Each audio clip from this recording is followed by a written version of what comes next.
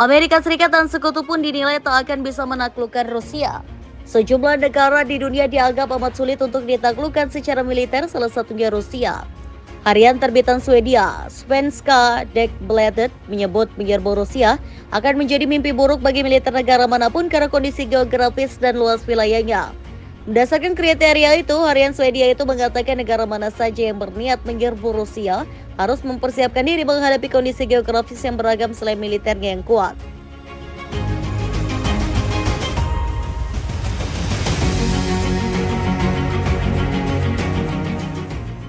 Selain itu, kondisi cuaca yang ekstrim di musim panas dan dingin menjadi tantangan tambahan bagi militer penyerbu. Jika pasukan penyerbu bisa mengatasi kondisi alam, maka lawan yang dihadapi selanjutnya adalah rakyat Rusia sendiri. Artikel yang ditulis Svenska Dagbladet itu telah dibuktikan sejarah. Sejak terbentuk pada abad ke-15, Rusia belum pernah sekalipun takluk di tangan negara asing. Rusia pernah mengalahkan kekuatan-kekuatan besar dunia yang menyerbu negeri itu, antara lain pasukan Prancis pimpinan Napoleon pada 1812. Rusia juga memantapkan invasi Nazi Jerman pada 1941 hingga 1945 pimpinan Adolf Hitler. Baik Perancis maupun Jerman merupakan kekuatan adidaya di masanya masing-masing. Sebuah studi menulis 8 dari 10 tentara Jerman yang tewas pada Perang Dunia II umumnya terbunuh di front timur melawan Rusia. Pada era Perang Dunia II, Nazi Jerman yang tak terkalahkan mencoba peruntungan menyerbu Rusia dengan operasi Barbarossa.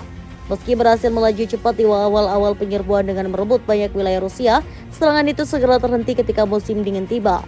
Jerman kehilangan inisiatif menyerang akibat panjangnya rantai pasukan dan segera berubah menjadi taktik defensif. Dalam pertempuran Stalingrad, meski dikepung rapat, tentara merah berhasil membalikkan keadaan dengan memukul mundur Wehrmacht yang menjadi titik balik peperangan. Pada tahun 1939, Nazi Jerman menginvasi Cekoslowakia dan Polandia dengan tujuan menyerang Uni Soviet di Eropa Timur. Peristiwa inilah yang kemudian dinilai sebagai titik puncak dari awal Perang Dunia II.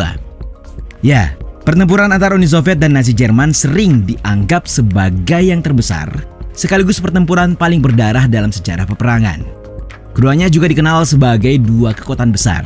Meskipun pada April 1945, Nazi Jerman di bawah kepemimpinan Adolf Hitler berlutut di bawah Uni Soviet. Nah, melihat kembali dua kekuatan besar pada masanya, data fakta akan hadir dalam ulasan seputar perbandingan keduanya. Sejarah singkat. Membahas perbandingan Uni Soviet dan Nazi Jerman sudah barang tentu akan memakan waktu lama. Mengingat sejarah terbentuk hingga jejak-jejaknya memerlukan narasi panjang yang tanggung jika tidak dijabarkan secara lengkap. Perbandingan kali ini singkat saja, yang akan kita mulai dari pembentukan dan bagaimana mereka berakhir. Pertama, ada Uni Soviet atau Union of Soviet Socialist Republics atau USSR yang pembentukannya berawal dari tahun 1917 setelah adanya revolusi Rusia. Sebelumnya Rusia merupakan negara yang kekaisaran, dipimpin oleh Tsar yang otokrasi dan memiliki kekuasaan absolut serta tidak terbatas. Sementara itu, National Socialist Deutsche Arbeiterpartei atau NSDAP atau Partai Buruh Nasional Sosialis Jerman yang disingkat menjadi Partai Nazi didirikan di Jerman pada tahun 1920-an. Namun baru menjadi kekuatan politik utama di Jerman pada tahun 1933. Kronologi keruntuhan Uni Soviet mulai terlihat sejak timbulnya gejolak kekuasaan pasca wafatnya Vladimir Lenin, sang kepala negara pertama Uni Soviet saat itu. Sampai akhirnya kekuatan besar itu benar-benar bubar pada 25 Desember 1991. Sementara pada 20 Juli 1944 mulai muncul upaya terorganisasi untuk menggulingkan Hitler dan Partai Nazi, di mana harapan tersebut terwujud 1 tahun kemudian ketika Jerman kalah dalam Perang Dunia II dan Hitler diduga melakukan bunuh diri. Singkatnya, Uni Soviet berdiri pada tahun 1922 dan Nazi Jerman 10 tahun kemudian. Sementara keruntuhan Nazi Jerman terjadi lebih dulu, yakni 1945 dan Uni Soviet 1991.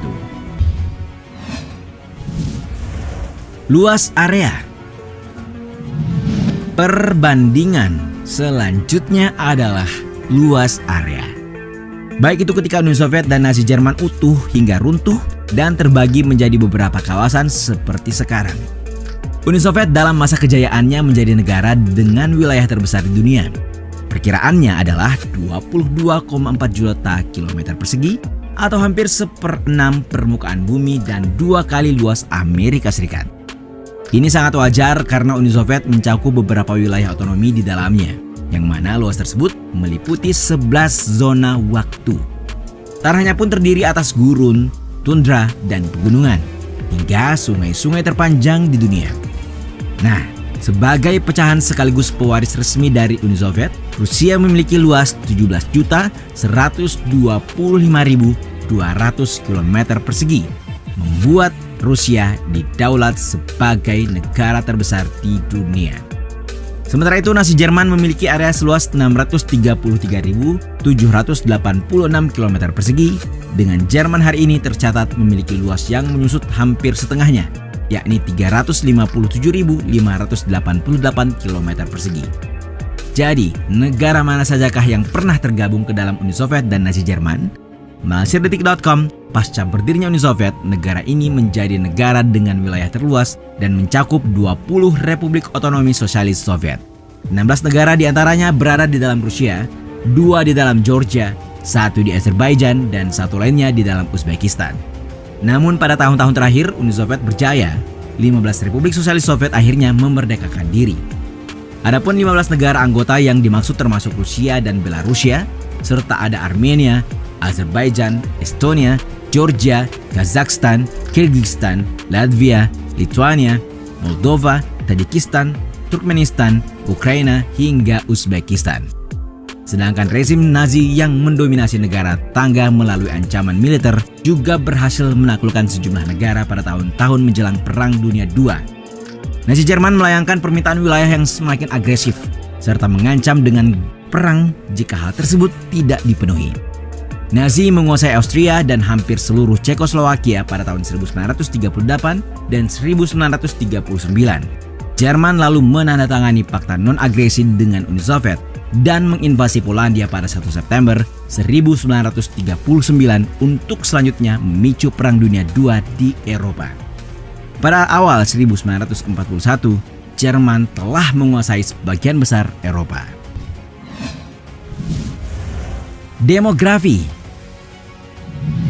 Selanjutnya kita bisa menilik jumlah populasi yang mendiami dua kawasan ini, di mana Uni Soviet tercatat memiliki 286 juta lebih penduduk pada tahun 1989, sementara populasi Nazi Jerman lebih dari 109 juta jiwa berdasarkan data tahun 1940. Dari sini 86% populasi Uni Soviet berbahasa Rusia, sedangkan 73% populasi Nazi Jerman menggunakan bahasa Jerman. Di sisi lain, Uni Soviet juga lekat dengan beragam budaya pencampuran. Meskipun lebih banyak dipengaruhi Rusia, namun berbagai wilayah di bawah naungannya juga memberi banyak pengaruh. Dalam hal agama, Lenin menganut paham Marxisme Komunisme. Sebagaimana Karl Marx pernah berpendapat agama adalah candu bagi masyarakat, maka pada masa pemerintahan Soviet, agama merupakan sesuatu yang sensitif. Kepercayaan masyarakat Uni Soviet sendiri mencakup Ortodoks yang dianut 53% penduduk, tidak beragama 28%, dan kepercayaan lainnya sebesar 19%. Lalu, bagaimana dengan Nazi Jerman? Barisan Nazi sendiri diketahui memiliki orang-orang dari berbagai kecenderungan agama. Banyak yang beragama Katolik, tapi seringkali berselisih dengan Paus, yang mencela partai tersebut dengan mengklaim bahwa mereka memiliki lapisan anti-Katolik. Mereka juga antisemit dan menganggap paganisme dan bentuk lain dari kepercayaan agama heterodoks sebagai sesuatu yang dibuat-buat tanpa dasar. Penganut Protestan di negara ini sebanyak 54%. 40% adalah Katolik dan kepercayaan lainnya sebesar 6%. Sekutu atau aliansi. Mengenai sekutu, kita bisa berkaca pada peristiwa Perang Dunia II. Sebab setelah Perang Dunia II berakhir, maka berakhir pula lah nasib Nazi Jerman. Sebagaimana diketahui, pecahnya Perang Dunia II berawal dari kalahnya Jerman di Perang Dunia I. Saat itu Jerman mencanangkan revenge atau politik balas dendam. Sedangkan negara-negara lain berlomba mencari kawasan dengan membentuk blok-blok. Terjadi antara tahun 1939 hingga tahun 1945, Perang ini melibatkan blok sekutu dan blok poros. Nah, blok sekutu inilah yang terdiri atas Inggris, Prancis, Uni Soviet, Cina, dan Amerika Serikat. Sedangkan blok poros sendiri adalah Jerman, Jepang, dan Italia. Setelah pertempuran sengit yang mengorbankan banyak biaya dan nyawa, Perang Dunia II akhirnya ditutup dengan kemenangan dua negara, yakni Amerika Serikat dan Uni Soviet. Meski tidak bisa dimungkiri, tidak lama setelahnya kedua negara ini kembali berseteru melalui pertarungan blok barat dan timur. Kekuatan militer. Jika menyinggung soal kekuatan, maka di akhir pembahasan seharusnya kita akan sampai pada perbandingan kekuatan militer Uni Soviet dan Nazi Jerman. Faktanya, pasukan Uni Soviet yang dikenal dengan nama Red Army memiliki 18 juta personel aktif berikut anggaran 31% dari PDB-nya. Sementara pasukan Nazi Jerman yang dikenal dengan Wehrmacht memiliki personel aktif sebanyak 21 juta orang. Anggarannya pun tidak main-main, yakni sebesar 75% dari PDB. Untuk kita ketahui, PDB Uni Soviet pada tahun 1990 adalah 2,7 triliun dolar Amerika Serikat. Sementara Nazi Jerman sebesar 0,8 triliun dolar Amerika Serikat pada tahun 1945. Tapi dari mana sumber pendapatan mereka berasal?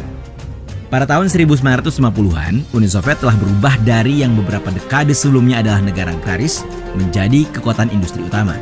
Sejatinya sumber pendapatan mereka datang dari berbagai sektor. Namun, kekuatan utama ekonomi Soviet adalah jumlah minyak dan gasnya yang luar biasa. Di sisi lain, Nazi Jerman memeroleh pendapatan mereka dari sektor pencetakan uang.